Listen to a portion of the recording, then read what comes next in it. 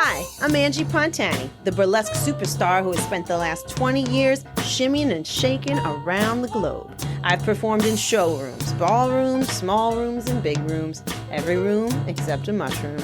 Along the way, I've met some amazing people, and I'd like to introduce them to you. Together, we will pull back the curtain to reveal what really happens behind the glitter, feathers, and tassels. So join me for the bump and grind.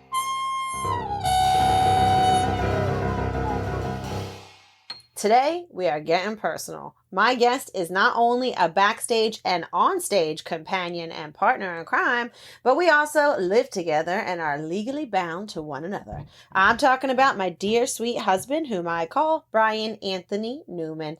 And being my husband isn't his only impressive title. He's a master trumpet player and crooner who came up in the burlesque scene blaring his horn while I bumped along. It's how we met, actually. But he's gone on to do amazing things. Band leader for Lady Gaga, records with Tony Bennett, touring the world, winning a Grammy, and even landing his own Las Vegas residency after dark at the Nomad in the Park MGM.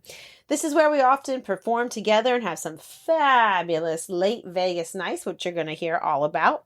I was thrilled to put our daughter to bed early and drag my sweet husband down to the basement studio, which is actually his basement studio that I take over to record the bump and grind. Welcome to the show, and let's get to know Brian Anthony Newman.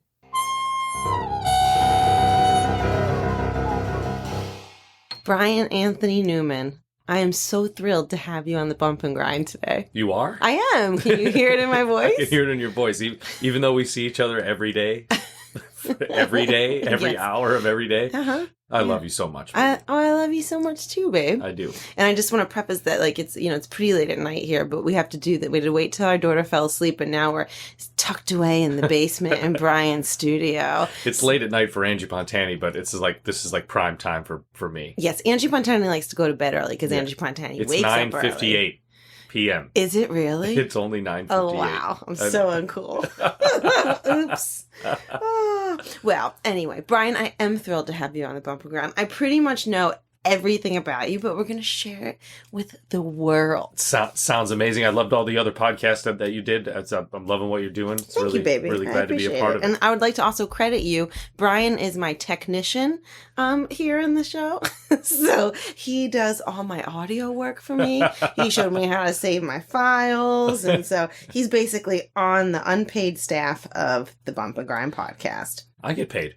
In other ways. Anyway, moving right along. Brian Anthony Newman. When I look at you and I look at your career, you are what I like to call a jazz star. I tell Brian all the time, you're a jazz star. Not a rock star. No, but you're its own kind of star, You're a band leader, you're a singer, you're a trumpet player, you're an international heartthrob. Who told you that? I don't know, I made it up. But you are. Listen, I see the comments on your post. I've been to your shows and I watch the ladies linger around Brian Anthony Newman. But you also have a tremendous connection to burlesque that I think helped propel your career as well. But first, before we go there, I want to talk about how you got into music, because I know you, like me, it's like there was never really an option of a B career. Like you knew from the time you were a little kid. Yeah, I always do. I wanted to play music. I wanted to be a trumpet player, a musician in New York City, a jazz musician in New York City.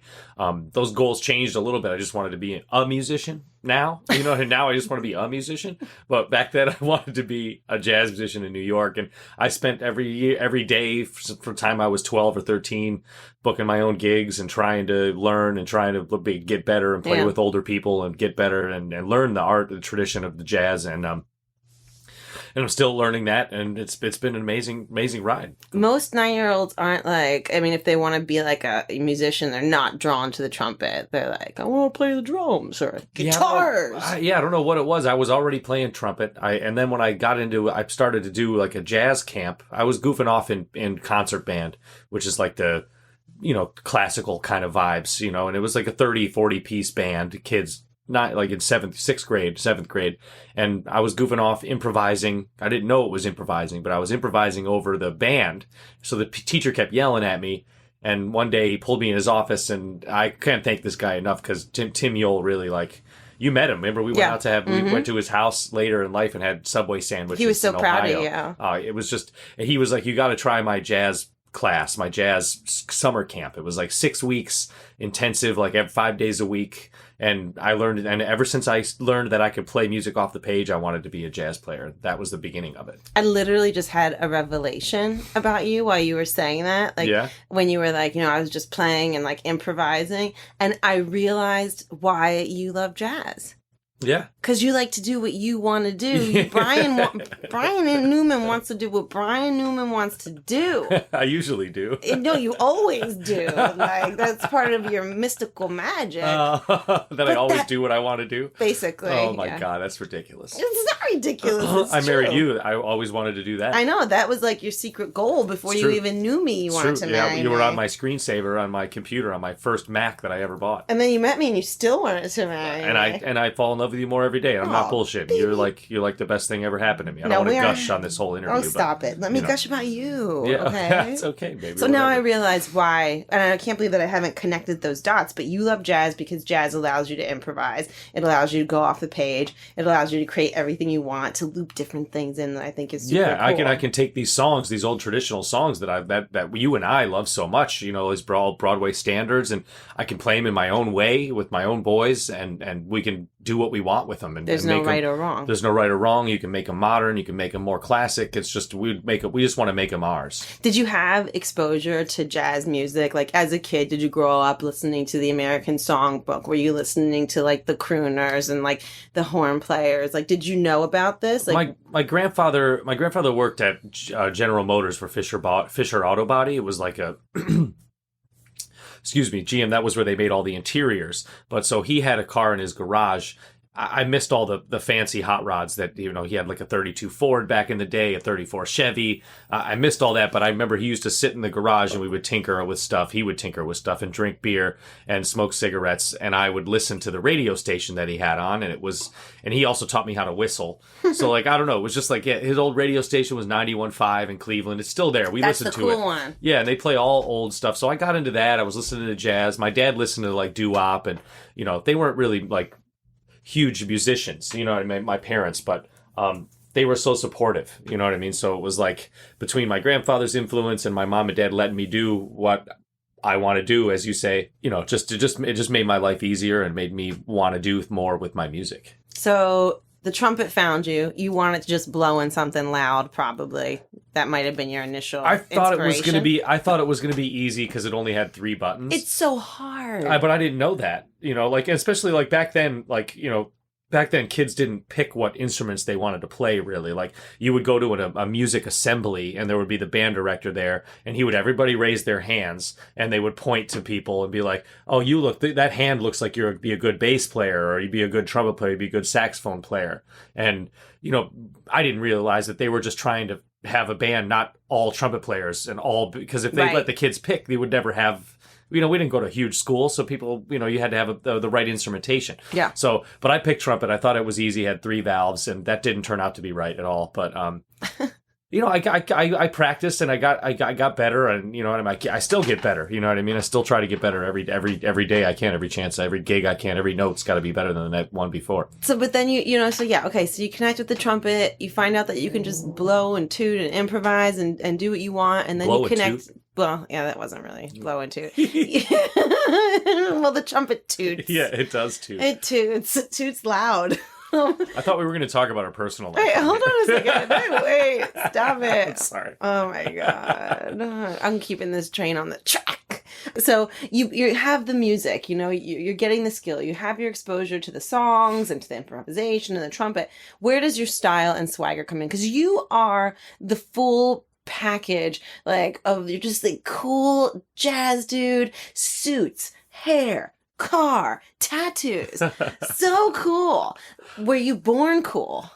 No, I don't think I'm cool now. I just think I really don't. I just try to be myself, and I love cars. I love fine suits. I love tattoos, but I wasn't always like that. I mean, I remember I always tried to look my best with what I had. So, back in the day in high school, whatever, I worked at this place called The Buckle, and we sold Lucky Jeans, FUBU, Remember silver flare jeans for girls? No. Okay. I don't think that was in my demographic. Doc Martens. Cavaricci? No, not Cavaricci. No, I know those Cavaricci, but anyway, so I was wearing that. And then when I got out of I went to college, I started dressing in like Banana Republic because it was like, they had like the nice pants and nice shirts and sweaters. And I was from Ohio, so we weren't like flashy, but I was flashy. I remember for prom, I wore like an all blue suit with black pinstripes and a fedora. And me and my buddies used to go out like that. We went to see Wynton Marsalis one year, like just dressed like that. And it was just, everybody must have thought we were crazy 17-year-old kids wearing like zoot suits. You know? I think that I would think that if I saw a bunch of 17-year-old kids wearing zoot suits at Wynton Marsalis, I'd be like, those kids are cool. Yeah. That's cool. Like if I saw a bunch of doofuses walking down the street with like we were Nerf dorks, guns man. We were like... band geeks, man. I didn't get chicks in high school. Are you sure? Because I heard a story about band camp that you once told me that might, Band camp? What do you mean? What story at band camp? I'm not repeating the story. Oh, I don't know. I mean, I don't know if that was at band camp. Also, all your high school like memorabilia is love letters from your girlfriends from high school. Yeah, but it's just and they loved him so much. Yeah, because we didn't do anything. It was like it's high school. You know what it is. It's not real love. It's not real. What about your boyfriends in high school? I never had a boyfriend until I met you. Oh, yeah, right. Yeah, right. I met a couple of your boyfriends. Oh, please. I met all I won't even say girlfriends. I've met all of your rendezvous. I heard about them in dressing rooms, but let us not jump ahead. Yeah, okay. Oh, okay. I don't want to jump. All right. Let's just keep that squirm going. So you come to New York. Well, you go to the University of Cincinnati. Cincinnati Conservatory of Music. Yeah. That's what they also call it. That but it's really the longest name ever. It's University of Cincinnati College Conservatory of Music. Oh my God, that's exhausting. It is, but why do we just call it UCCCM? UCCCM, or we just called it CCM because that was like a business school, art school. This was the music school that they had at University of Cincinnati. Great school. I went there for 4 or 5 years. I ended up 5. Yeah, because I took some time off. I moved around. I lived in Paris for a little while. Oh. Yeah, I was out and I was doing gigs. I was playing. I was jet setting. I was young. I was 20. Did you play music in Paris? Did you go to a French cafe? I did. I played a lot of music in Paris. I sat in with bands. I didn't have I had like 1 or 2 of my own gigs. Do you get nervous? Because I've been with you where you go and you like just like start playing with the band and like you sit in. I would feel like that would be such an intimidating experience. Like we've been at bars and you're just like, I'll come and play. Yeah. And then you go and play with a bunch of people that you don't know. Isn't that intimidating? I would be terrified. No, I sometimes, I mean, listen, yeah, sometimes, but like you said, we're at a bar. So I obviously have had a couple drinks and I'm not really I remember one time you were with your old boyfriend and we were at Mona's. And I was trying to impress you, and I love those guys. This was years ago. And I didn't know them as well at Mona's, and I remember I had a few drinks, and I was like, I'm gonna go up there, and I picked up my trumpet, and just walked on stage. And I believe you walked on stage tooting your trumpet. Yeah, I think you walked through the room blowing your trumpet, announcing your entry. And then that was like in hindsight, that probably I was probably like a dick move. Yeah. But I was trying to impress you. So no, I don't get nervous. I don't get nervous. I get anxious. Like I sat in with Santa Fe band in Las Vegas, and they're like incredible. You know what I mean? It's like, I guess it just depends on the band that I sit in with and how prepared I am. You know what I mean? Like played with Dierks Bentley, on stage. You saw that concert, and the first 4 notes I was in the wrong key. Yeah. You know what I mean? And I'm playing Johnny Cash. Like it came off, but it wasn't. No, nobody notices. What was funny? Dierks told me after the thing, he was just like, "I love how you changed the melody in the beginning of that song," and I was like, "Jazz, yeah, improvisation." It was just wrong, but it fit. It was a third off, so it's like a harmonization. If it's just a third off, you're basically there. Yeah, I don't even know what you're talking about. Yeah, it's fine. So you go to Cincinnati, you flit around, you go to France, you go here, you go there, you go everywhere. And then I dropped out of school because my teacher that I went there to study with was leaving. He had failed me on my senior board anyway. So what is a senior board? It's when you go and play, like at music school, and probably other place, you have a juries. Twice a year, you go and sit in front of all your teachers. It's just you and all the teachers, like maybe 10 or 13, 10 or 15. I don't remember how many teachers there were.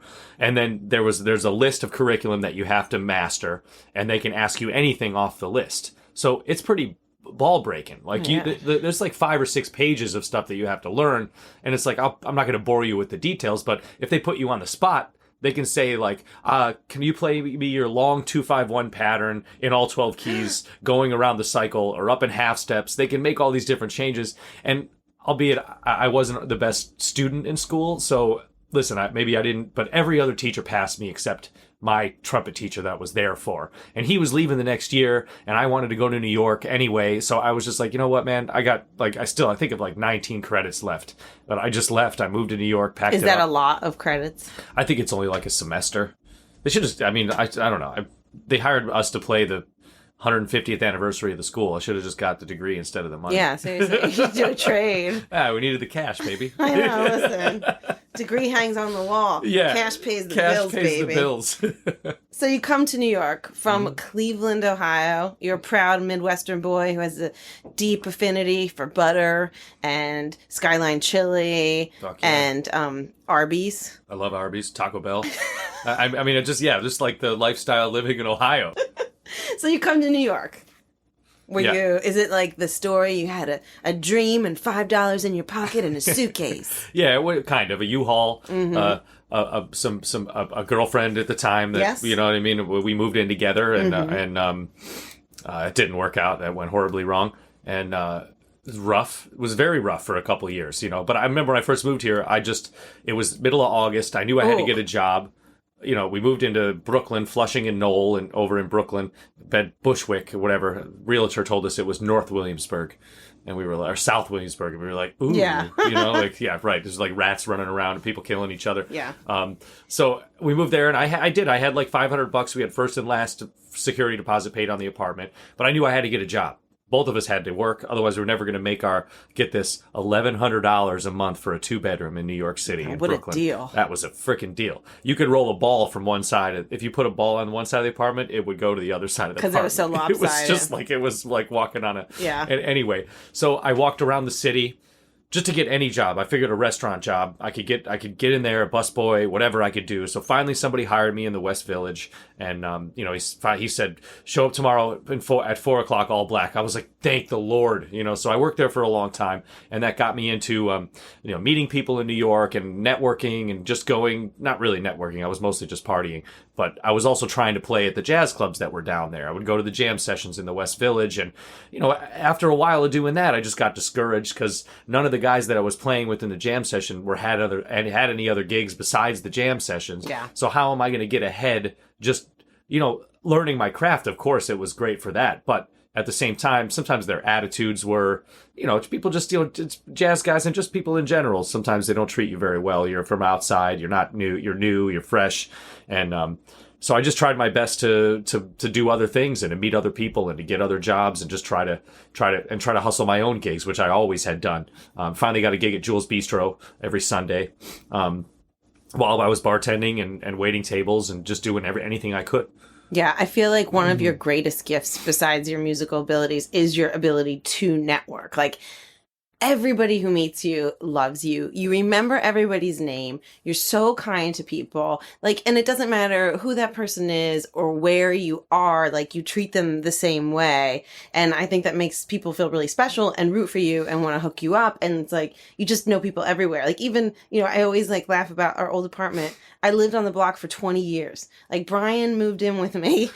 And, like, one day, one of the guys from across the street said, "Oh, did you just move in with Brian?"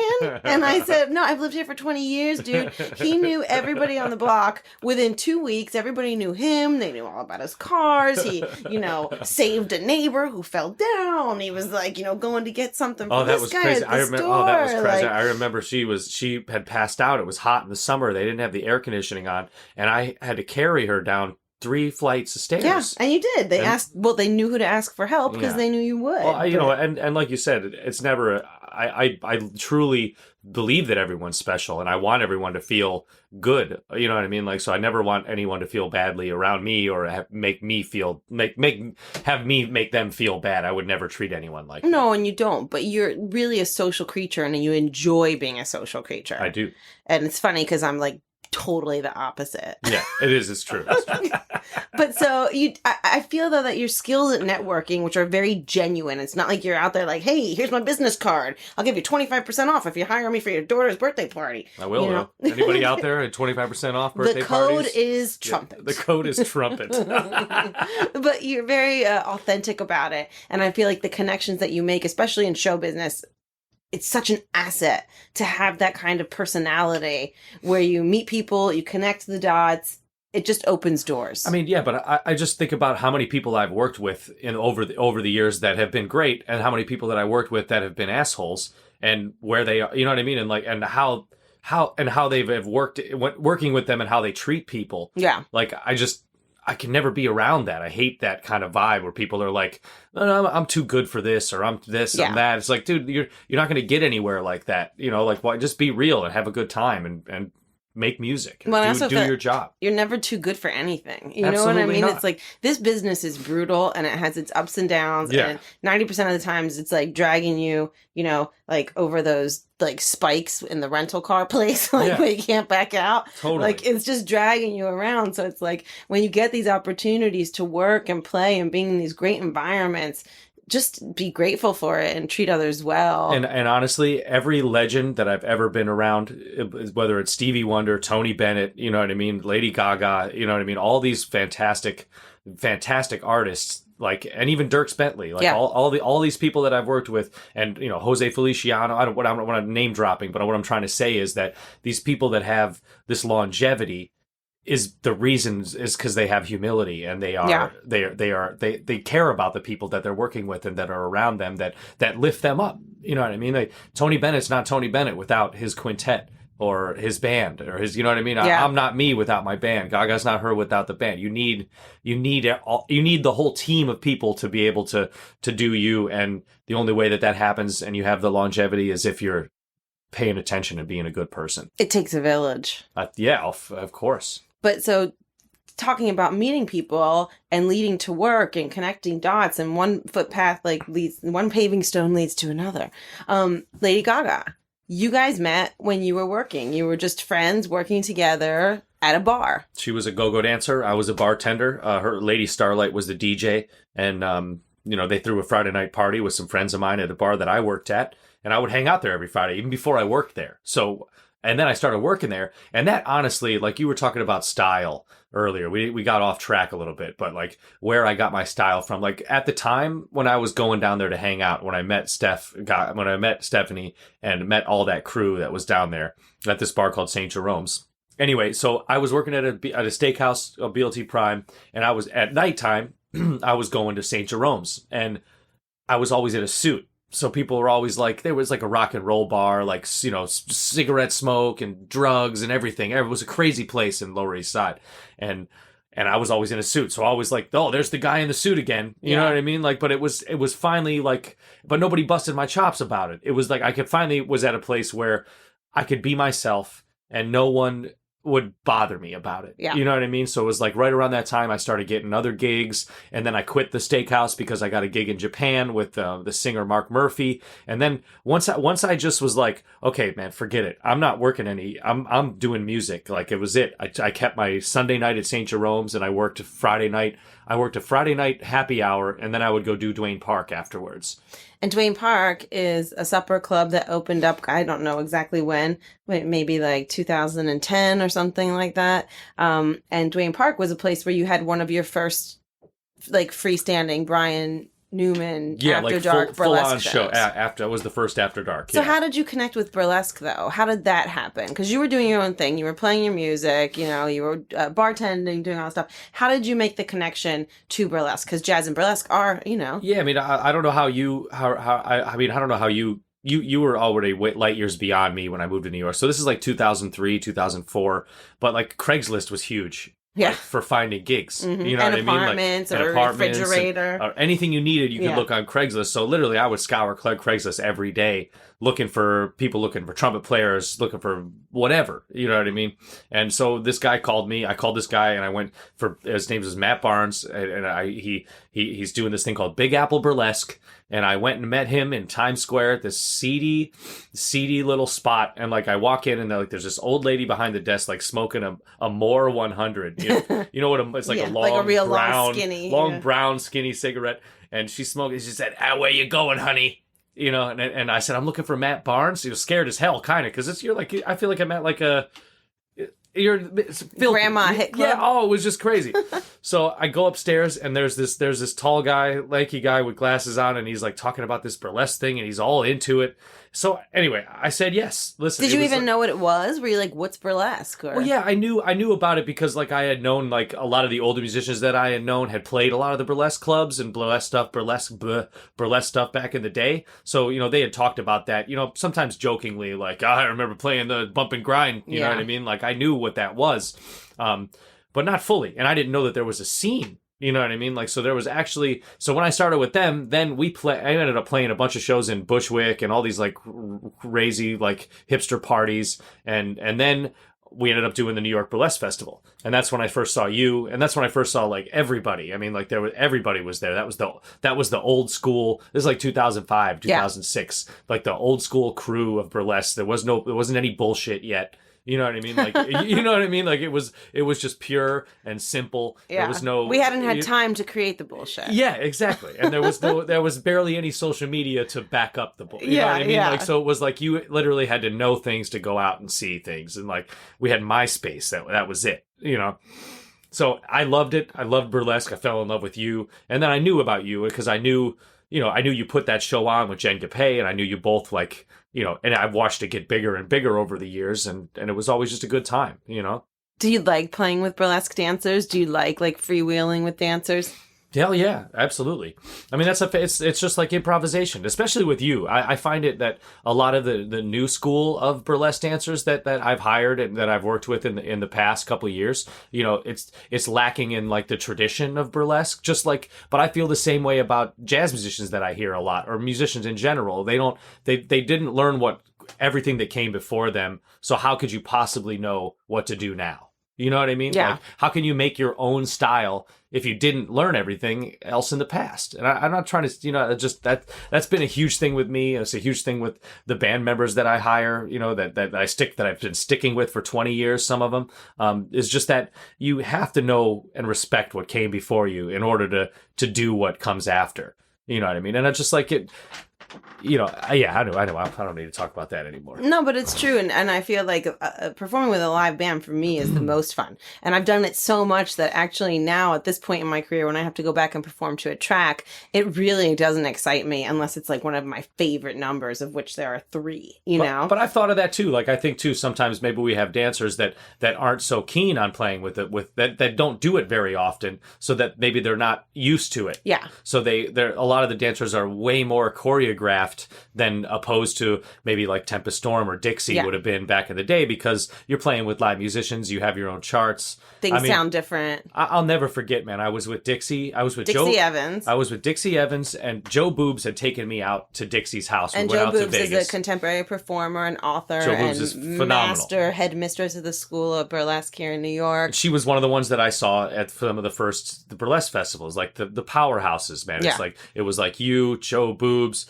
Dirty. I like, was Melody? Melody was Melody. I don't there? know if Melody wouldn't have even been there, I think, at that point, but it was the classic, the classics. Tigger, Bob, Julie, Little Brooklyn, Miss Saturn. And I remember like your main event, like the Saturday night, maybe had like 20 people. That like was it wasn't small. like 200 like it is now. No, now Saturday night is like 800 people, and it was probably 50. Wait, well, why were we talking about that? I had a point. I don't remember live music. Burlesque performers, not, it's a different animal. So it's a totally different animal. So I don't mean to, I'm not trying to get down on it. I'm just saying that like when you are playing with a live band, especially a good one, we'll go with you. Yeah. Like that's the thing that I say to a lot of dancers that are like, oh, well, what do you want? When they started asking me like, oh, what are we going to do here? I was like, baby, you just do you, not like that. I'm sorry. I say, excuse me, miss. You just do you. You probably say, hey, baby. Yeah, you do you. Yeah, but I you can get away with it because that's you. That's you. That's you. Hey, baby.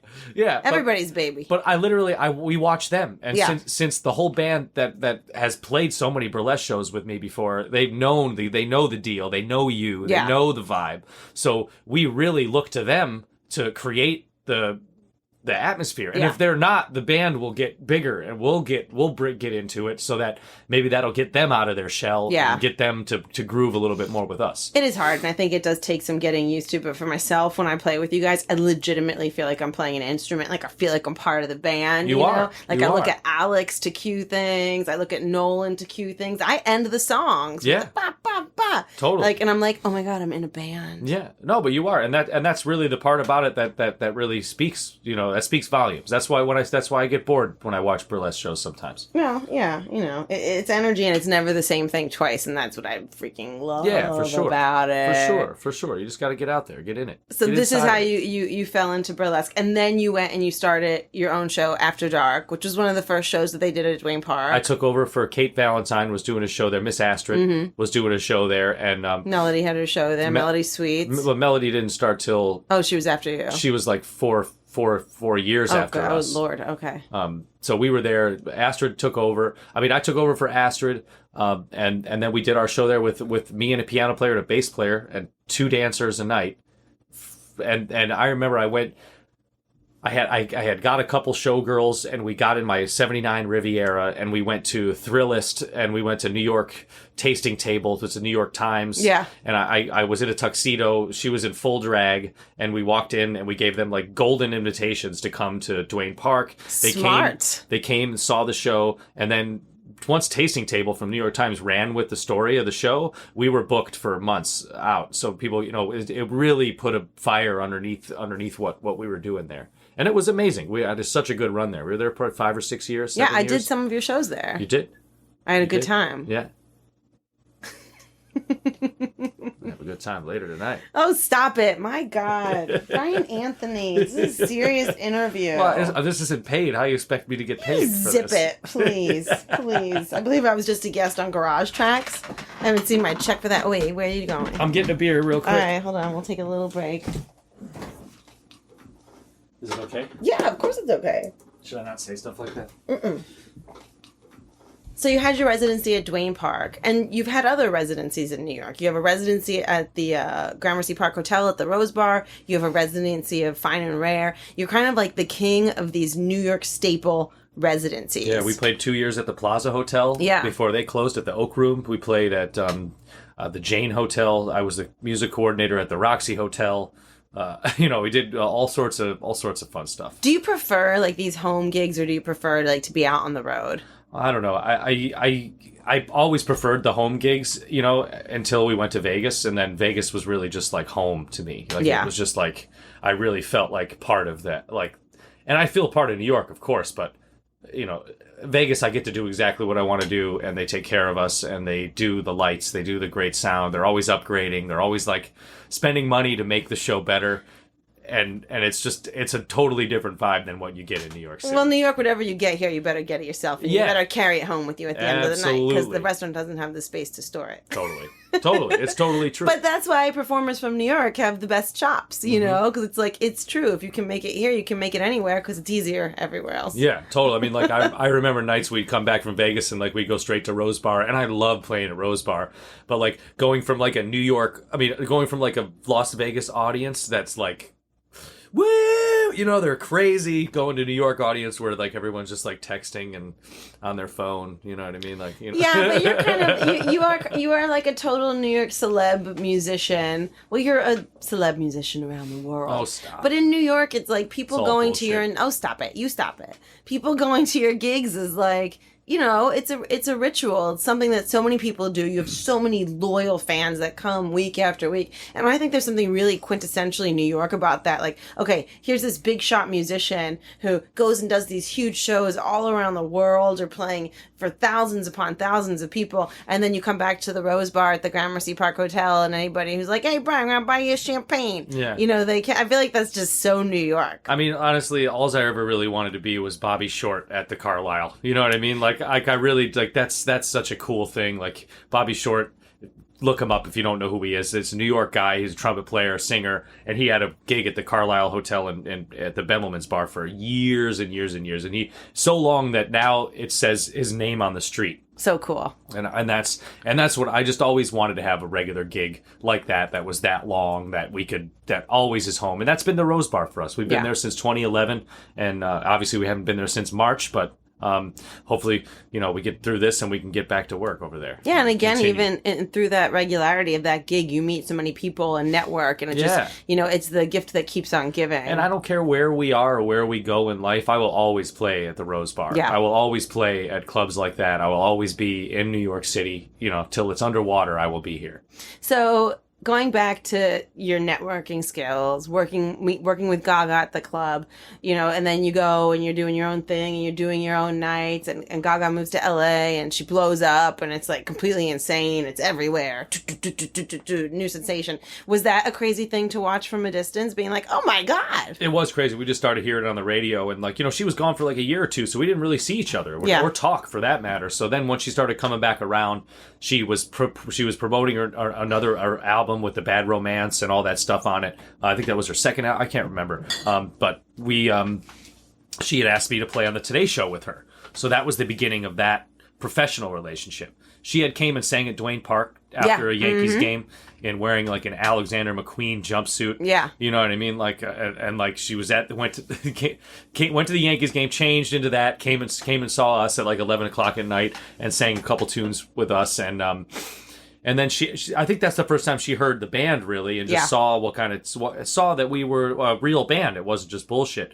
And, you know, it took a while for us to get the band, but she kept calling me for gigs. I went up to London with her, and, you know, she'd use me for costume changes, too. Like, I would jam on stage with her, and we'd play a standard, and then I would jam with the band while she changed into another costume, and then I would play on that song and then walk off. So sometimes it was like 2 or 3 songs a set, but it was always, like, amazing, you know. Isn't it, is this, I think this is a funny story, a sweet story, that when she called you to go on the Today Show and you called your mom and dad and they literally like got in the car and drove all night from Cleveland and stood out there in the crowd with like a big sign that said like, we're Brian's mom and dad. Yeah, and you know what, in hindsight, man, I wish I would have told Gaga that they were there, because I didn't, because I didn't want to cause any trouble. I didn't want to be like, my parents are here, can they come in? Like, I didn't say that. Like, when I saw them, I was like, what are you doing here? You know, like, because wait, did you not know they were coming? No, I got out of the car.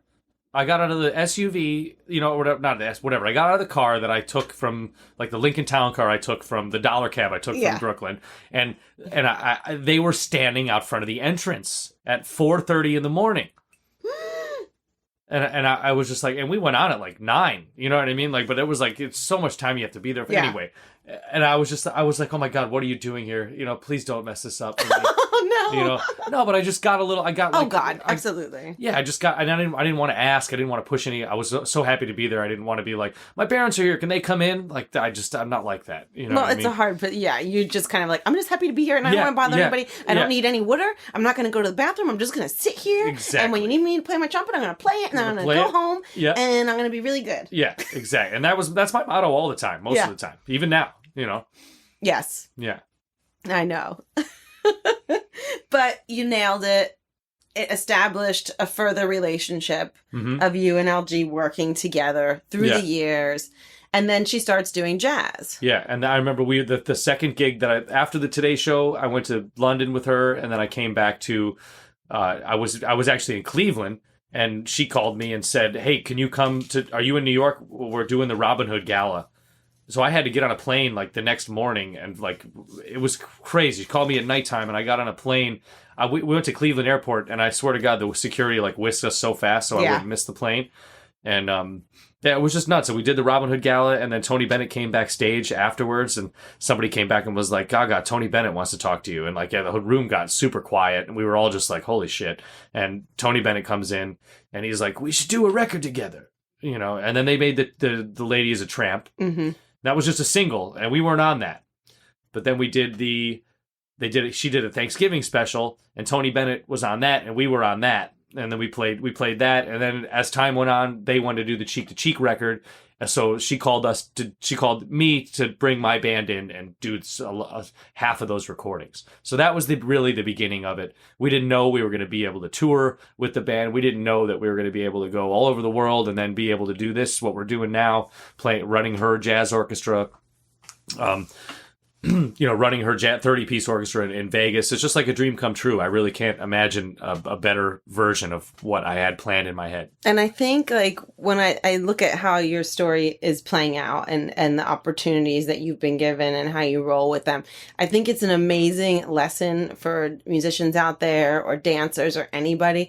It's like, you always have to be on your game, right? Because opportunities are going to come, and when they come, you don't have time to prepare. So be prepared before the opportunity gets there, because you need to squeeze the most out of that orange when it comes. And it's like, you've just got to be ready for it, because I've said this before, but it's like the biggest opportunities always come with, like, you know, maybe 1 day notice. Like, okay, tomorrow we're going to fly you here. Can you be ready? And you have to be ready. And you have the skill and you've had the practice your whole life. So when that opportunity culminated for you, you just crushed it. Oh, well, thank you. I don't know about that, but... No, you did. And even your style, like, it's not just your horn playing. Your horn play is amazing. But your look and your style and your energy on stage and how you guys interact together is really endearing, you know? And people love it, clearly. I mean, you have more Instagram followers than me, so clearly they love it. I told you we gotta post. I know Brian just meant to post like more like butt shots. Yeah, you gotta do butt shots. You gotta do Insta No, post stuff. I can't do it. It's not my thing. He's always like, babe, like, let's get this picture of your butt, and you look over your shoulder and put an inspirational quote. I can't do it. I mean, that's basically the key to getting followers these days. Listen, that's the key. If I had an ass like yours, I'd be doing it. Oh, stop it. Listen, you can have one like mine. You just have to do a bunch of squats. Like 50 million squats every day. 50 million squats. Oh my God. You're making me sweat. It might be The Office. All right. So when you're performing in these giant stadium shows, thousands and thousands and thousands of people, and you're on stage and you have tremendous pressure on stage, right? Like, there's a lot of responsibility on your shoulders. If something goes wrong, you're toast. Yeah, it's pretty much if the orchestra doesn't do what we're supposed to do, yeah, it's my fault. I'm the band leader. Yeah. So the preamble for the shows can be pretty stressful, right? It's the after party that's the fun stuff. Oh yeah. But once the show gets going, I mean, like, you know, we were building that show for the Vegas. You know, it's a 30-piece orchestra. It's my quintet from New York plus 15 horns and 12 strings and then Gaga. So we were building that show. It took a while. You know, it took months and months to write all that music. And then it took days and hours to rewrite the music after we got to rehearsal, and we needed to change stuff and cut things and do things like that. And just because, you know, the job of a band leader is to make the artist whose band you're leading feel comfortable and make sure that, like, I have to make sure my job is to make sure that Gaga feels like she should sing in the song with the band. It should be so easy for her to just come on stage and sing what she wants to sing and not worry about what's going on underneath her, and just have it be there, have it be beautiful, have it be bombastic, have it be whatever it needs to be for that moment. You know what I mean? So and thank God that I have Alex Smith, Steve Cortica, Daniel Foose, you know, and those guys, their arranging skills really made that Las Vegas show exactly what it needed to be. And your arranging skills. You did my favorite, which is the paparazzi rearrangement. I wish we'd make a record of that. Yeah, but my God, it's listen, so good. But I got a lot of help from those guys, and those guys, I wouldn't be able to do it without them, and that's why, you know, I love that band, and that's why I've been playing with them for so long, and why I can't wait to get back to playing with them more, man. So you get swooshed off to Vegas. Now you're doing Gaga's residency out there. It's completely amazing. If anybody has not seen the show, When the World Reopens, this show is beautiful. You literally feel like you are being transported back in time to this big band extravaganza. There's nothing like it. There hasn't been a show like that in Las Vegas since Frank Sinatra. And the charts that we wrote for it we didn't pull any punches. It's not soft touch. It's not like a lot of the other jazz vocalists you see today where they kind of make it cheesy and the big band's cheesy, the strings are cheesy. This is not that. No. This is balls to the wall, big band, Count Basie style. Like It's swinging, baby. It is swinging, that it is. It's so swinging, and her costumes are amazing, and you look so good in it. And I love being out front in a white jacket, that's for sure. You are, yeah. Just like when we got married, you were out front in a white jacket. It's the same white jacket. I know, it's lasting. It's been a long time. We might have to get you a new one. I don't know if it fits anymore, honestly, after quarantine. Yeah, it might not, but that's okay. We got time. We got time. So you're going out there, you're doing the show. It's completely amazing. And from being in Gaga's show, Jazz and Piano at the Park Theater, you have a spinoff that comes. You now have a show after her shows at the Nomad. It's your own jam. After her pop shows, and not like so basically we do the jazz show once a week. She does 2 pop shows and a jazz show. We do 4 shows a week. Yes. Thursday through Sunday. So Sunday's a doubleheader. We do the jazz show, and then we go do our show, and then 3 other shows a week. So they have special guests. You know, Angie's been out. You're a huge part of the show. Murray Hill, you are the show. I love you, baby. Oh, We're so happy to have you there. It's never the same when you're not there. The band says the same thing every time. Sometimes a little harder for when you're there with me, because it's just like it's like husband-wife dichotomy. Well, and can be difficult. Husband, wife, and daughter. So this show, we had been talking about it for a long time, this After Dark show, and Brian was like, I want to do burlesque, and I want to have like all these different guest stars and blah, blah, blah. And so this was on the table for a long time, and this is just like showbiz, 2 weeks. They call and they're like, okay, we're going to launch After Dark in 2 weeks. And I couldn't be there because I was already at the Hookie Lounge, and I had arranged for Sis to come with me there. And it's just so many spinning wheels once you have a I was family. In Vegas partying my nuts off, and I had an angry wife in Florida. I was not angry. I was happy to be at the Hookie Lounge. But yes, basically, whenever Brian's in Vegas and I can't be there, he is in Vegas. I know exactly what it is. He parties at the Circle Bar, which is the bar inside the hotel, until about 5 o'clock in the morning. Goes upstairs, orders a cheeseburger from room service, eats it, goes to sleep, wakes up about 9 hours later, goes to the spa, sits in the steam room, goes down to Italy, gets himself a little pizza. Yeah, no, cacio e pepe. Cacio e pepe. Italy. Maybe a little glass of wine. Like a little fish, maybe a little fish or a steak, something like that, glass of wine. Yeah, it's nice. Goes back upstairs, maybe he takes a shower. He might take a nap because he's tired now. Yeah, a lot of work. So, there's a lot of benefits to me and Sis being there. But listen, 4 days a week playing, you don't understand. Like, I know it takes a lot of work for you to come out and do a 5-7 minute number. I feel like that was an underhanded cut right there. A little bit, but all right. But listen, one day I want to put you in a corset and watch you do a 5 minute number. But I know that it takes hundreds and thousands of hours to make the costumes and to make the numbers and to do everything you have to do. So I'm not saying that, but I'm saying that being the band leader for Gaga and having my own show 4 nights a week is very taxing on my stress level, my body, my you know what I mean. And I have to party and network. You have to drink 600 Budweisers. So that's exhausting. Yeah, it's fucking exhausting. Your body has to recover from all that. Exactly. I have to do my thing to make sure I recover enough to get the next show so I can do it all over again every night. This is what I'm saying. But baby. No, but listen, you're always wonderful. Whenever you're in Vegas with me, I get up early. Yeah. I go up to the room and well, first of all, my parents would come, or Brian's parents will come. We have some beautiful babysitters there. But I always am running out the door as soon as I'm done. I wake up with her, and this is like the best little travel kid ever. Like, she loves living in a hotel. She always keeps saying, Mom, when are we going back to Vegas?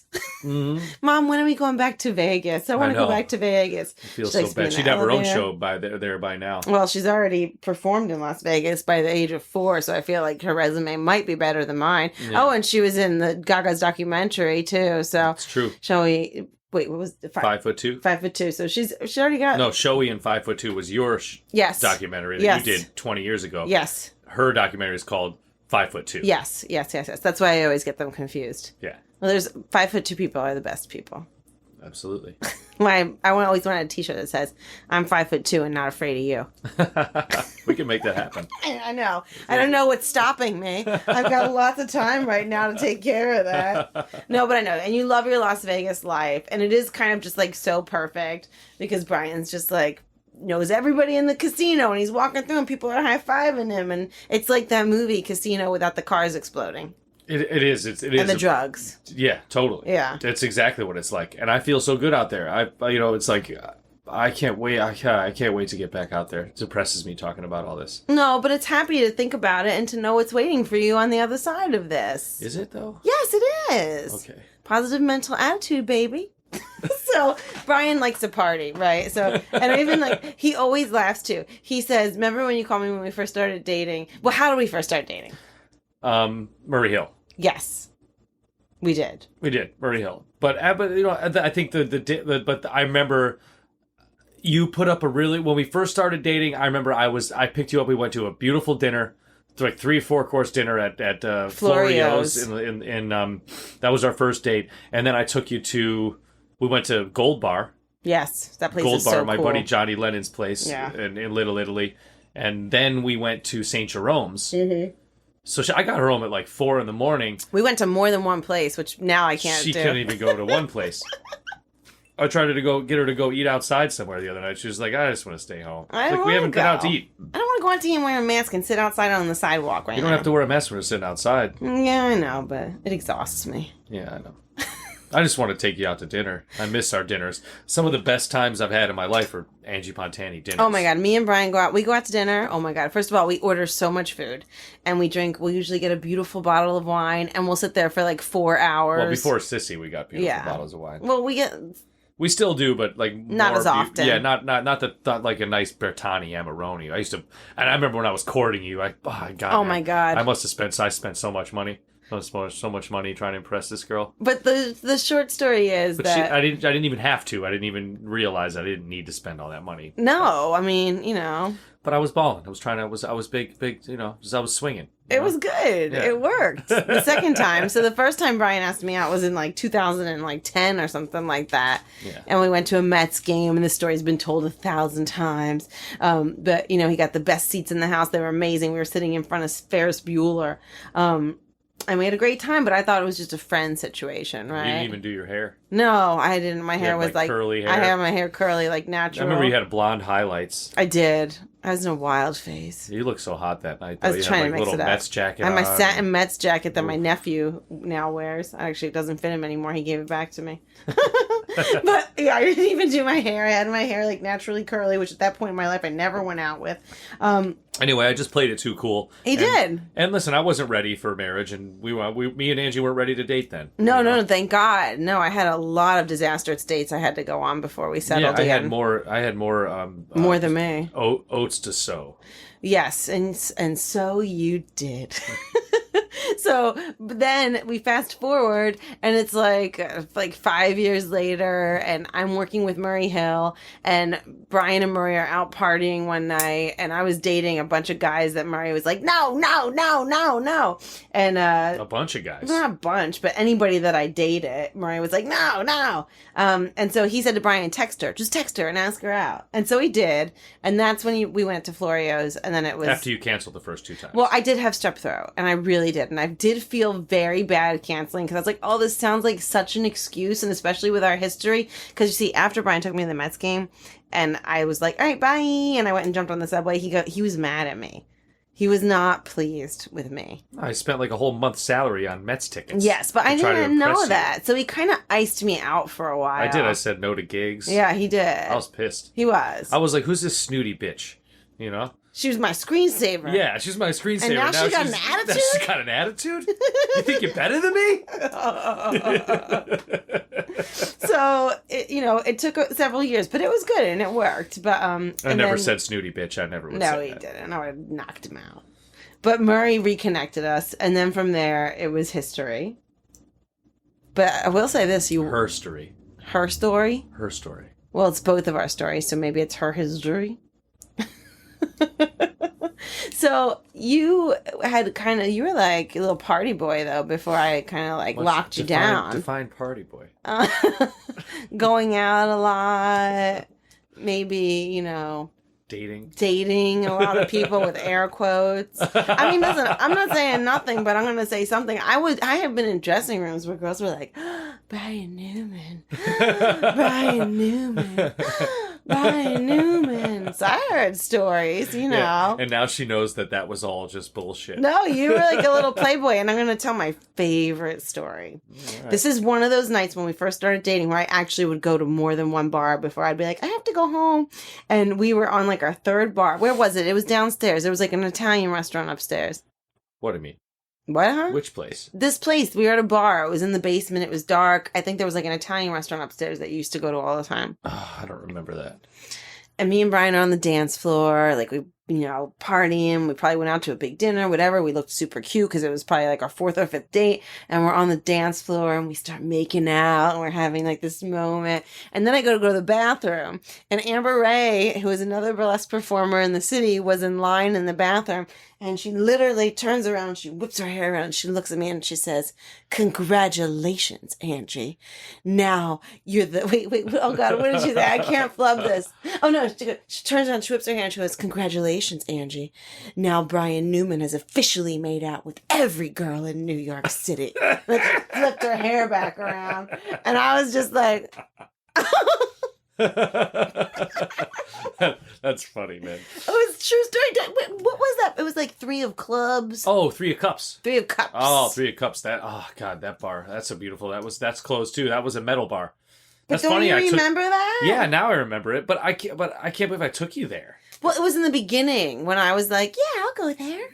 She, dude. If anybody knows what 3 of Cups is, it's every time I went there, it was only guys in there. I'm surprised Amber Ray was even there. Maybe I'm thinking of the wrong place. No, it was 3 of Cups. Right? Yeah, it was. Yeah, because we ate upstairs at the Italian restaurant. Yeah. And then they have a heavy metal bar downstairs. Congratulations. That's closed now too. So. Oh, I'm sorry. That closed before Corona. That was a long time ago. Was it a lot of pressure to make out with every girl in New York? Was it a lot of pressure? Yeah, was that hard? I don't know. How was it to date every dumb guy you ever met? I didn't even. Oh my God, I've had like 5 boyfriends. That's true. You were not a slut. Thank you so much. Thank you, Brian. I was a slut. You were ridiculous. Did you have to like... I remember one of your boyfriends though. I remember this one guy. He looked like Elvis, but he was like, he must have been like...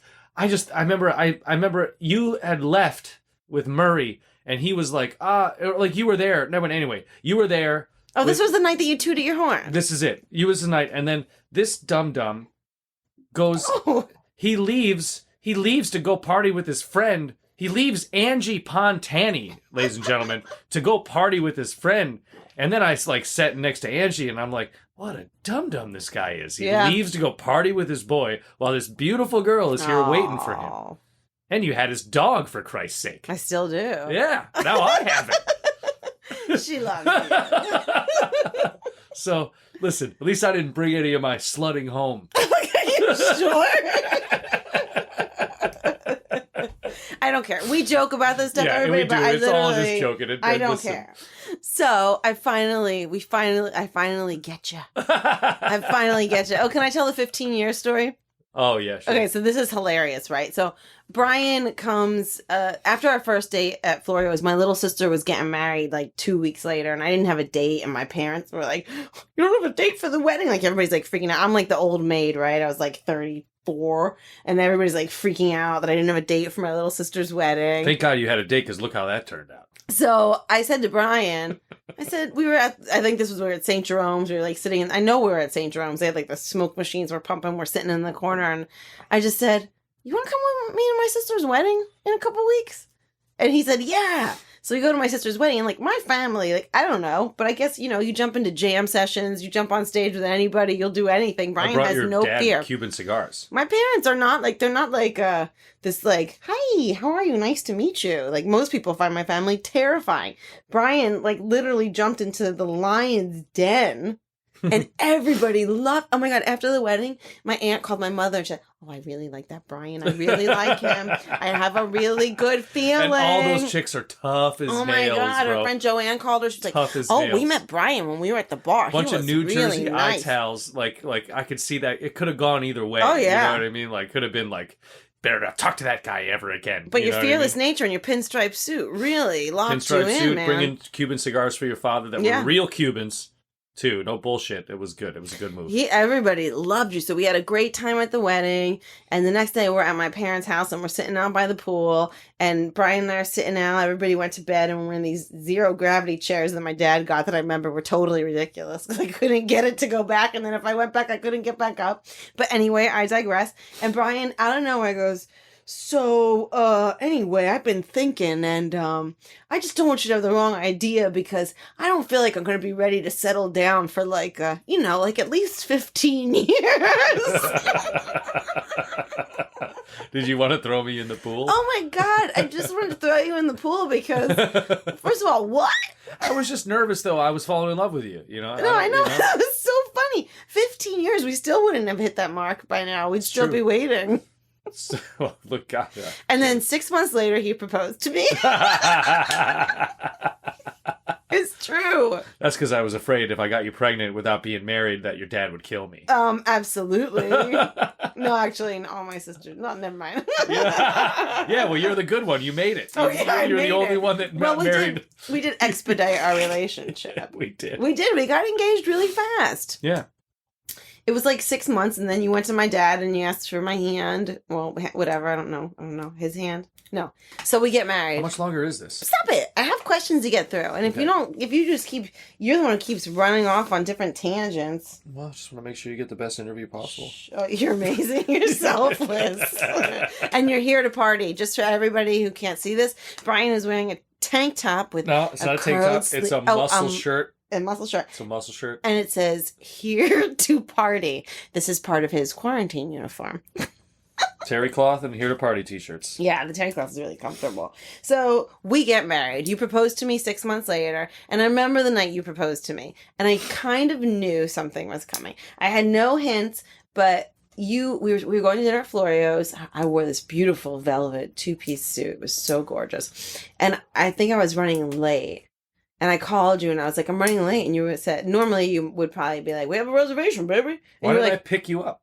I don't know. I was meeting you there for some reason. But you were like, oh, it's okay, baby. It's okay, baby. Take your time. Take your time. I'm here. Yeah. And so I kind of was like, he's being really agreeable. Maybe I didn't drive that night because we were going to party. Maybe. So you were taking a cab to meet me. Because we did. Because so then we had a beautiful dinner at Florio.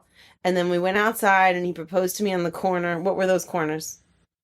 Mulberry and it's right in the heart of Little Yeah, Italy. right in the heart. And there was an illegal cigar club upstairs. And then we went up there and we drank a bottle of champagne. Yeah. Dom. Mm-hmm. And then we got married a year later at the beautiful Grand Prospect Hall. Where all our dreams came true. And they did. We had an amazing wedding. Oh my God. It was beautiful. I know. I wish I could go back there. And we got all of our friends to help us with our wedding. We had a big band with amazing musicians. The best. We had my friend Stephen Hamill did all the centerpieces and backdrops for us. Corn Mo sang. Yeah. Johnny Horrible, Johnny Goddard did the video for us. It was such a party. Yeah. It was a great party. Oh, the best. I want to go back to that party. The best. Except you did drop me on our dance, but accidents do happen. You had a dress that was 10 miles long. It was made of lace. I didn't mean to step on. It was, and you ripped it. Yeah, but wait. Your cousin Brucey, not the DJ cousin Brucey, but her cousin Bruce Mancini. Who was also the DJ. He was also the DJ. An amazing DJ. Oh, he crushed that party. Yeah. His DJs, he's amazing, man. Anyway, but I did not know that he had a smoke machine. And while we're dancing to, that's the Frank Sinatra song, he's got this smoke machine and is smoking I have dreamed. That your eyes are lovely. You don't remember our wedding song? Is really what just happened. Well, because it was just we put a show on. It's how many shows have we done? We actually kept referring to the wedding as the show, and I gave the schedule to people, the wedding people. Here's the run of show. I said, "Here's the set list." Yeah. It was. It had call times on it. Yeah. But so go ahead. I'm sorry, I didn't mean to interrupt you. but I didn't mean to drop you. I'm sorry that I Well, dropped Brucey you. did surprise us with this beautiful low-lying smoke machine. So I couldn't see the It white was dress and the white magical. smoke. I stepped on the dress and she fell and I just let her drop. And Well, no, that's not exactly what happened. You stepped on the dress and then you started to slip. And then you tried to balance yourself, your 6'4" self, on my 5'2" yeah, but you got a low self. center of gravity. Yeah, it wasn't low enough. And it's all captured on video and photo. And you ripped my dress and I fell. Well, good thing you only had to wear it once. Oh, you're funny. You're lucky. Yeah, but you always say I ripped your dress. Like, who really cares if you ripped your dress? I can't. What if Sistilia wants to wear my dress? Cecilia's not going to want to wear your dress. Why? My dress is beautiful. No, because this is the same reason why you didn't want to wear your aunt's 80s dress. I actually wear my aunt's 80s dress. Oh, you did. You're right. Yeah, and I would wear my mother's wedding dress, but my big butt won't fit in it. So, she has a different body type. I take it back, Italiano. Yeah, it's okay. I'll just tell Sissy when she says I want to wear my wedding dress that Daddy ripped it. Daddy will fix it for her. Daddy will get it fixed for her. So we get married. We work together. Yes. Do you like working with me? I love it. You're a liar. No, sometimes it's hard because like Angie says, I like to party. When Angie's around, I don't party as much. And this is funny, right? Brian interviewed me for his Garage Track show a couple weeks ago. He had a Post-it note with 3 sentences in pencil scribbled out. I'm sitting here. I have 4 typed pages organized by sections of his life. We work very differently. It's true. It's true. I don't enjoy rehearsal. Angie enjoys things being structured. I just want to be chill, man. Let's just chill, bro. Let's just chill. Just chill. I enjoy things being structured. Yeah, no, I just want to smoke a joint and relax. Like, and just do the thing. Yeah, you know? I don't want to do that. Yeah, I don't. Because there's so many unknowns. Yeah, but that's what I like about being an unknown. I mean, but there are already so many unknowns. There's going to be unknowns no matter what. You can minimize your unknowns. But that's what I like about life is the unknowns, and that's the biggest difference between you and I. And that's why we work so well together too, because it's like it's the same reason. Like it's like you have. I'm all over the place, and Angie's kind of centered and has that schedule and has that kind of vibe. So yes, of course I love working with you. I know we do. We joke about it all the time, but you're the best thing ever happened to me, baby. We do joke about it, but it is stressful. It can be stressful to work with It's stressful. I remember but she also like does things too that like I don't even think about. Like, you know, like Angie said, like when I first went to Vegas, it happened so fast that I wasn't able to hire her, so I had to hire some other girls, and which were amazing, but you know, not Angie Pontani. But also, like, I didn't, like, know certain things. So when Angie came into the dressing room, she was like, where's the mirror? Where's this? Can I get a bottle of wine? Where's the... Can I get a chair? Can I get a chair? There was chairs. Get the hell out of here. There was fucking chairs. Not every night. It depended on the seating arrangement. But you got mad at me because I went in there and I said, I need a freaking mirror. Yeah, see, I didn't even think of that. Mirror. I didn't think of it. You know? I'm sorry, I didn't think of it. No. Ladies, if you ever perform it after dark in Las Vegas, when you look in the mirror, that's the Angie Pontani. Angie Pontani made that happen. Mirror. Yeah, see, I didn't even realize. You know, there's things I don't even think about. We got in a big fight about that. No, you got really mad at me because I was like, dude, I literally need a mirror. Yeah. I have to put my pasties on. I have to, like, see my face. I have to, like, tie my corset, zip my dress. There's so many elements that go into my 5 minutes that really take a lot of preparation. Nice, bringing that back. Yeah, that's right. I take it full circle, baby. Backhanded compliment, right? Listen, there's one thing that you should know. I never forget anything. I love you. I love you more. I love you. Mean it. No, but I do understand. Listen, I get it. I go on stage. I bust out my energy for 5 minutes. I know. I've seen what you do. Some of those shows that we do in Vegas will last until 4 o'clock in the morning. It's a 4-hour show and then a 4-hour show. It's like 8 hours. And then I have a 3-hour rehearsal, a 4-hour rehearsal in the day. Yeah. But listen, no, I'm not taking away from anything. You No, please. But yeah, but sometimes, so after a day like that, when Angie Pontani asked me for a mirror, I was a little bit upset. Not to say the least. I got Lady Gaga talking to me. I got all these people that want but to Angie get into Pontani the show. needs her mirror, boo. But Angie Pontani needs her goddamn mirror. And I'm not going on until I get it. You know what? I got that mirror. He did get me the mirror. They actually went out and went to Target and brought me a mirror. It was a nice one, too. And I was very pleased. It was good. It doesn't take much. I'm not a diva. It's just the basics. basics. No, you're definitely not a diva. Listen, you go out on the road and you perform in all these situations and you learn what you need to do your best job. Yeah. If I go out and I don't have a mirror, I don't know if my pasties are even. I don't know what my hair hair looks like. I can't see the back of my corset when I'm tying it, which is really important. And then I don't do my best job. Right. So I know what the elements that I need to do my best job are. I boiled them down. They're very small, you know. I don't need bowls of red M&Ms, but I do need a mirror and wine. Champagne and Budweiser. No, I don't drink champagne. That's what you drink. Yeah. I also need the not at the same time. Truffled hot dogs that they serve at the Nomad. At the Nomad, Chef Michael fucking always rock those. Oh my God, at the Nomad where the show is, oh my God, they would bring us these truffled hot dogs that would sit there and taunt me until the show is over. Because I can't perform with a truffled hot dog in my belly. Heck yeah. So now, okay, we have Sis. We work together a lot, you know, when life is normal. And we bring her with us often to places. We've gone to Italy with her. We traveled across Italy with her. We went to Canada with her. We bring her to Vegas, and like that's my intention because I want to work, but I can't be away from my baby, you know. And so one of my life goals is try to keep us all together so we could be like the Partridge Family, the PG-13 Partridge Family. It's not what I envisioned, but now that we're doing it, it's fun. What did you envision? Oh, I don't know. Being a playboy till I was old. Dying alone. Come on, but that would be so sad. Yeah, totally. That's what's sad about it. Totally. And it's so I always feel like it's kind of one of these things that like when we're doing it, now sometimes I'm like about being alone and how nice that would be. Yeah, I know. Well, you were alone for 4 hours today when I was at the neighbors. I'm just kidding. I'm kidding, baby. You're right. But it's one of those things like while you're doing it, it's so hard. Just packing for all of us to go somewhere, taking a car, the logistics of us fitting in the car, getting where we need to be, sitting on a plane. She's amazing on a plane, but any kid on a plane is you're just like a heart attack waiting. You're waiting for a time bomb to explode. Yeah, it's just you're just freaking out. She's really, really great at it. It's a lot of work, and then we have to organize babysitters if any of our parents can't come. She gets up early no matter how late the show was. It's a lot. But don't you feel like, I just kind of feel like she's going to have such amazing stories. Oh, yeah, and of course. And all those wonderful nights, like when she came down, like that one night she came down and saw the show, and the one night, then when she came and saw me play with Gaga and saw, you know what I mean? And said like that, those are memories that I'll always have the rest of my life. That's like the best things ever. This was the sweetest thing. Brian was in Vegas ahead of us. We had to stay back for another weekend. Sissy and I flew out. We took the evening flight. She slept the whole way there. Like literally the minute we took off, she fell asleep and she didn't wake up till we got there. And when we got there, Brian was waiting for us. He was so excited to see us and she just pepped too. And he was getting ready to do his after dark show. It was like now 10:30. And Sissy said, Mommy, I want to go to Daddy's show. And I said, no, Sissy, we have to go to bed. I don't want to go. And she said, Mommy, I want to go. I want to go. I want to go. I said, Sissy, I don't want to go. And she looked at me and she said, put on a dress. Yeah. Put on your makeup.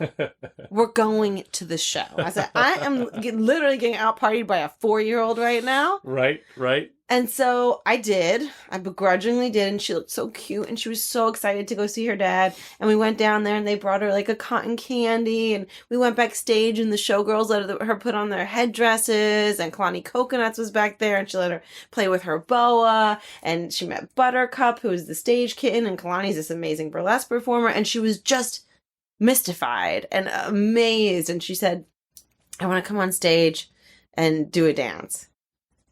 And we were like, okay, well, if you want to, that's okay. And she did. She did a wonderful job. Brian went up there and she was sitting with me and she said, Mommy, I want to go. And I said, okay, are you sure? And she said, yeah. So we went backstage and the showgirls put a headdress on her and she walked out there and Brian sang Stardust. Which I sing to her every night I can. And she did it. Yeah. And she nailed it. It's beautiful. Oh, she smiled and she was so happy. And now she actually thinks that she has a show in Las Vegas. A biggest show, I know. Well, I think it's worth it, personally. Absolutely. And I know that it's so hard sometimes, and I get so tired. And I know. And listen, and now with everything that's going on, it's like, now I definitely want her to be with us there all the time. Yeah. You know what I mean? It's like, when we get back to normal life somehow, it's like, you know, all this whole virus and everything's like made me realize I always knew what was important, but the only thing you got is your family, the people you love, and I want to share that with my wife and my daughter the rest of my life. And if we can't be together doing our shows, then there's no point in doing it. No, it's absolutely true. And I think there'll be some of the best memories for her. I know there's some of the best memories for me. Absolutely. Like even our trip in Italy, like it's crazy and it's chaos, but I think that's just life. Would have been you do better with the crazy and chaos. Sometimes I just want to chill. Yeah. I don't prefer it. Yeah. But I feel like I don't have any choice but to handle it. Yeah. And so I do. And Well, for 'cause me, you're a woman. You're stronger than everyone else. well, yeah, the truth is though, like, it's just worth, the payoff is there for me. You know, the extra work that it takes, like, there's no other way that I could do it. I'd have to give up my career. Yeah. If I gave up my career and stayed home with her, that would be the only way that I could be the mother that I want to be. When I can take her with me, I can be the mother that I want to be. It's a lot of work, but then we're the family that I envision. Absolutely. I mean, what life would we have if I retired and you were on the road or just living in Vegas? That's crazy. Yeah. We don't do it together. No. We can't do it. Yeah. Totally. Showbiz. Totally. What's your favorite performance moments? My favorite performance moments? Yeah. Me and you in Las Vegas, playing with Tony Bennett at Royal Albert Hall. Yeah. Radio City Music Hall. Oh, that was amazing. That was incredible with the orchestra, and What show did you do at Radio City? that was with Tony Bennett, Lady Gaga, Cheek to Cheek album. We got to go backstage. We did. Remember the floor was the Rockettes doing a kick line Yeah. in tile? Yeah, it was amazing. Yeah, there's been so many great shows. But some of my favorite ones have been the Nomad. You know, that's the show I can't wait to get back to. What makes that show special? Just the vibe, the audience, the room, the way it looks, just how the sound is. Everything's perfect there. The lights, everything is perfect. That is the perfect room for what I do. The perfect room for what you do. It's the perfect show. In a town that's full of bells and whistles, where you have shows with like the Titanic coming out on stage, Yeah. and you know, like Gaga's descending from the ceiling, and there's like 400 million piece bands and tigers, you know, doing Yeah. pirouettes. No, Your this show is in Yeah. a small, not small, but Yeah, 200, 250. yeah, You know what I mean? And intimate. It's there's banquettes. We utilize all the space. There's 5 people in the band. We have special guests from all over.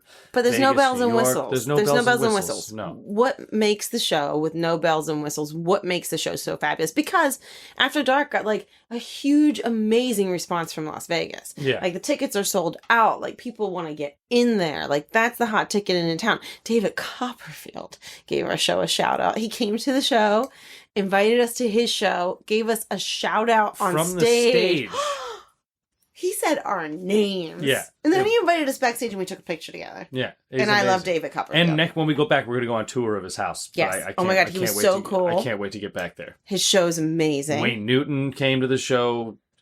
Carrot Top, Ashanti came and sang. We had Terrence Blanchard. from he's done all the scores for Spike Lee. Every single score that Spike Lee's ever done. Terrence Blanchard, we have at the show, my final number that I do is to an Italian song, Che vuole questa musica stasera.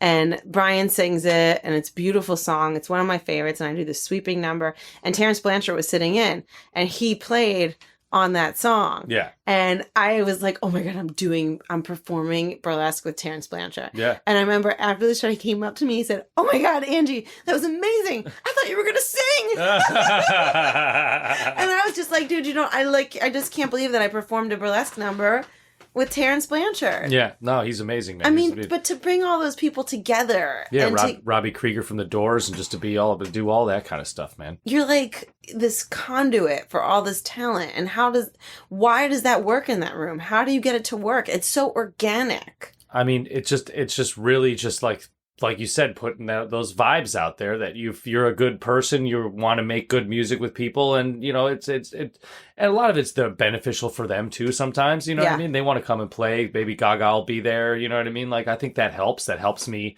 be able to say, hey man, you want to come down and play?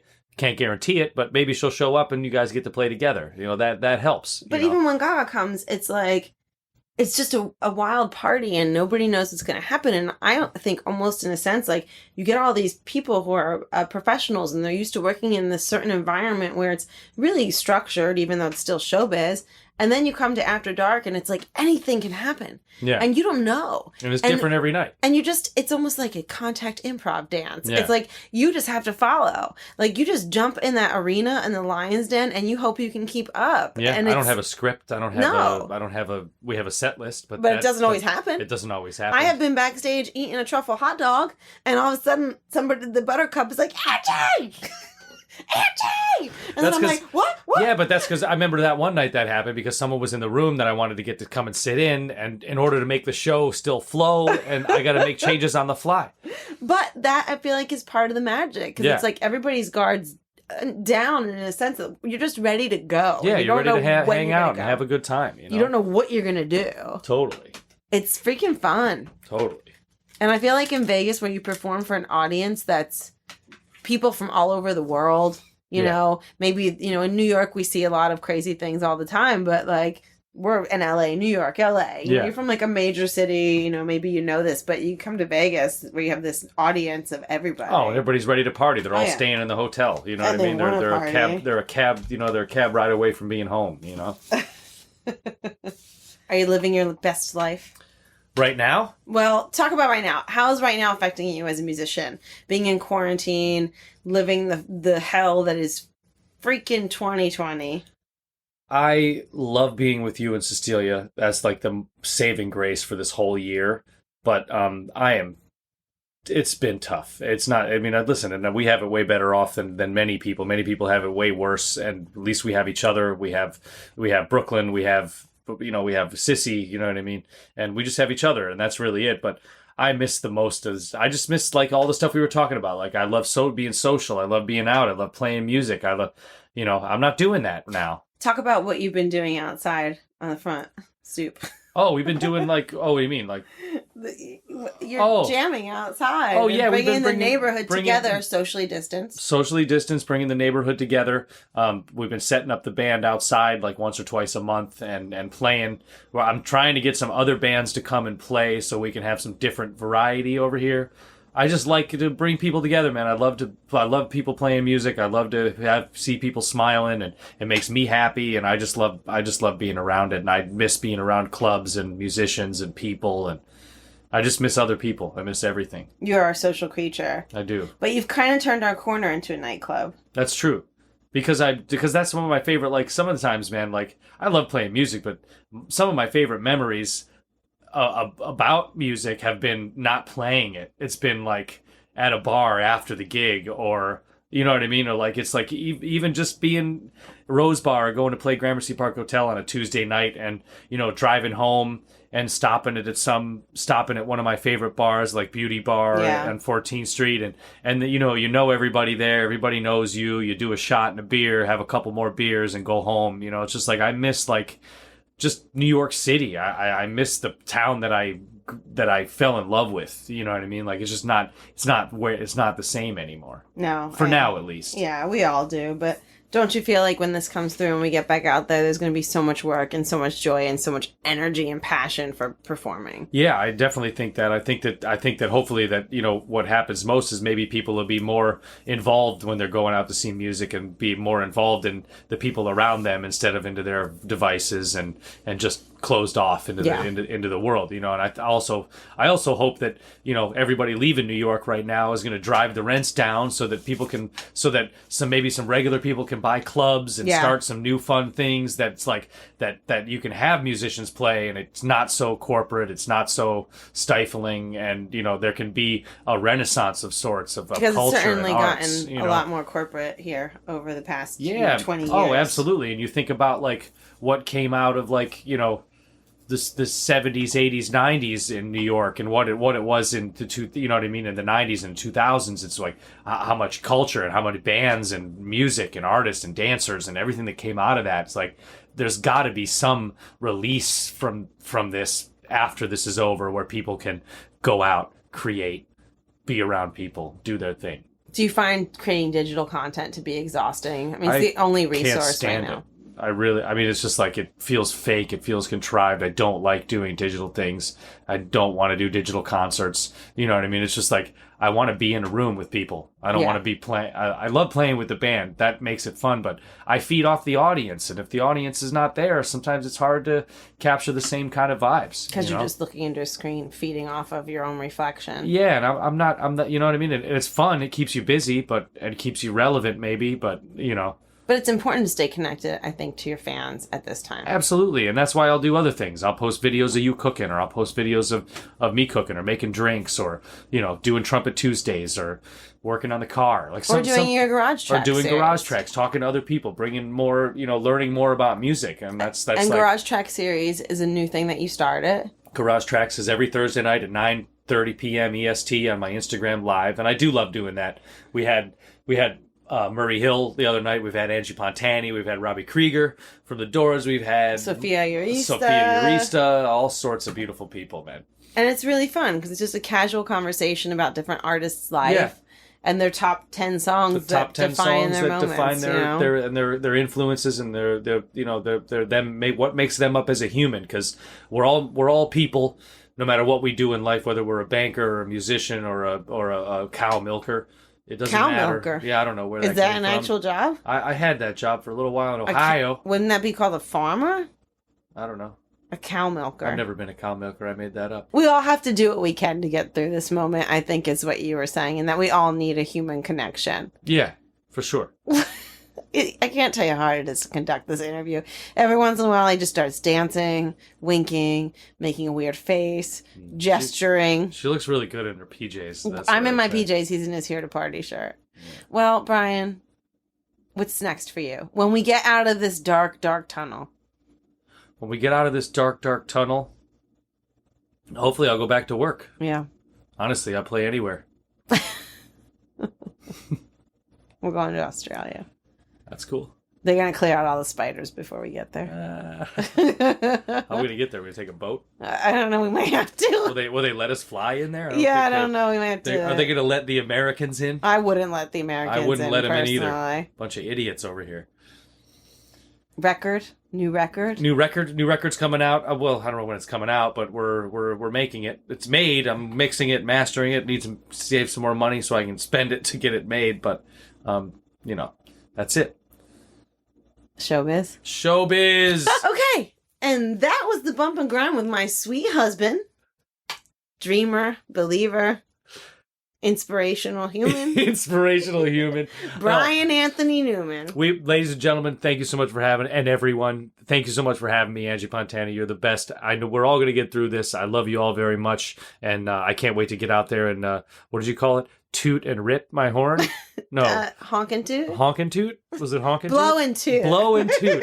Can't wait to get back out there and get that tooting and blowing back on. Blow and toot, baby. I love you, sweetheart. I love you, I'm going to bed. All right. Good night, baby. I love you. Good night. I'll be up to bother you soon. All right. I'll see you. I hope you enjoyed that glimpse into my marriage. I sure did. Interviewing family is literally next to impossible, but please know I try. Follow my babe on Instagram at Brian Newman NY. And if you follow him, you gotta follow me at Angie Pontani. Tell us how you liked today's episode. Actually, don't just tell us. Leave a 5-star review, follow, subscribe, and tell your friends. Because without you, we are literally talking to ourselves.